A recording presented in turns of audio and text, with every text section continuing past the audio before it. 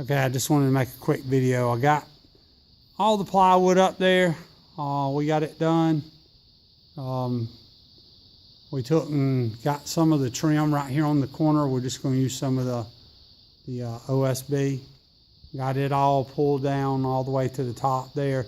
We still got to go right across where that green piece is, that green line is, and we're going to run, there's some gaps in there. We're going to run a piece of trim down there. We'll run a piece of trim right there where that different color is. You can see there's a little crack in it. I don't know, I don't think I'm going to put anything at the bottom down here. I think I'm going to just leave it alone. If it looks like, you know, that I don't think there's any air or anything can go up underneath there. I did get the some posts pulled down. I got to put some pieces of metal up and over and pull them down and anchor them. We did get the shower set into place.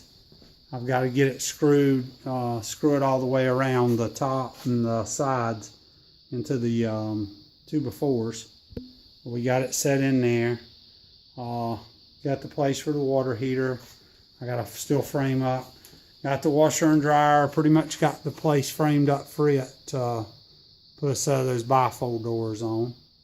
I did get the fan put in. I used some ABS plastic that I had to run it out with. It's pitched back toward the bin outside, so when any water gets in, it'll run outside. Got a new panel put in here. Well, not a new, but the panel was out in the shop. I put it in here, ran some number 2 wire over here, and it'll take care of this whole little apartment. And then I bought a new one for outside. Got my wire for my dryer done. I did pull the steps back apart. We're going to take and put some either plywood on the walls or either sheetrock. Don't know. I'll do that and then I'll push them back out and then screw everything back together. I'll have to cut 1 inch off of it, but it's not that big a deal. On this side right here, I left enough room.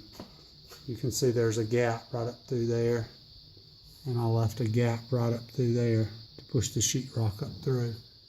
So that's all done. We got most of the wiring done. The only thing I like getting the wire for is the air conditioners.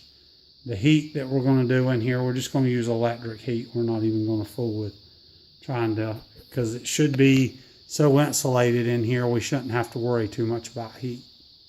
Plus, I'll have this heater going all the time, so this side of the building will already be warm. I did put a new panel up here. Right now, I just got my generator wired in because I'm using the generator to run all the power up here. But you can see right there is the wires going into the apartment. And then there's a few wires there for the lift over there and one for receptacles. There's what I'm doing. I'm running a generator, so I just got it tied in. But there's the lift and stuff, so I've showed you that before, but we just got it. You can see that crack that's up there. It's probably a 1/2 inch crack. We'll get that took care of, and the plywood, for some reason, we were having problems keeping it straight across there. I don't know if it was, if we just let one end drop down, but I didn't know it was crooked until we had done put another piece up, so I just left it. Figured I could put some OSB down through there that will help hide some of that where it's going around the truss too. So, but yep, that's a little update. We're down to 1 sheet of plywood. There's some conduit that I bought at the junkyard. Spent $40 for all that, plus I used a piece up there. You can see it where it's kind of comes out right in there and comes around and comes down through here. Goes all the way around and comes in. So that was kind of tight. We used wire that was almost the same size as the conduit. We got it in there. We just took a rope there and hooked to it and hooked everything up and pulled it right through. So I actually hooked it to the wall there with a double roller, and then we took and backed the tractor right over here, and then we took Justin's truck, put it out there, and we just hooked it to it and pulled it down, pulled it through. All right, well, I'm going home to get me something to eat. Y'all have a good one, and I'll make another video here before long. I know it's starting to get a little junky in here, but it's just stuff that I really, some of it I'd need, some of it I don't. I'm gonna leave the heater over here until it gets a little bit warmer. I've been using it to kind of warm the shop up, and then the fireplace to keep it warm. That set of fence, that fence there has got to go down there next to the road and come up through there, so we got to get that done. I've got the post up for it. I just got to get the wire down there and roll it out. All that other stuff there, we'll get all that electrical stuff out of here, but I'm not going to do it until I get receptacles on all the posts here, and maybe even a few out backing around over there. I'm probably going to put one on every post. I did put another set of doubles right here at the right here at the switch. They're not really meant for pulling a lot of power. It was what receptacles I had. I know they're isolated grounds, stuff you would be using on, you know, computers and stuff. But when I went out of business and we sold our business, we took and we had tons of those things left. We would buy them by the whole big giant box, so you may see a few more of those in here. I'll probably put one somewhere. I'll probably put one on that post there, and I'll probably run a piece of conduit out and put one here. I may even run a piece of conduit out, put one over there. So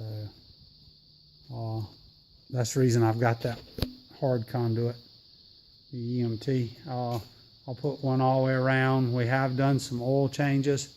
This thing here works great. It's just the Harbor Freight one. We take and it'll go straight up there. You can undo your plug and the oil runs right in it.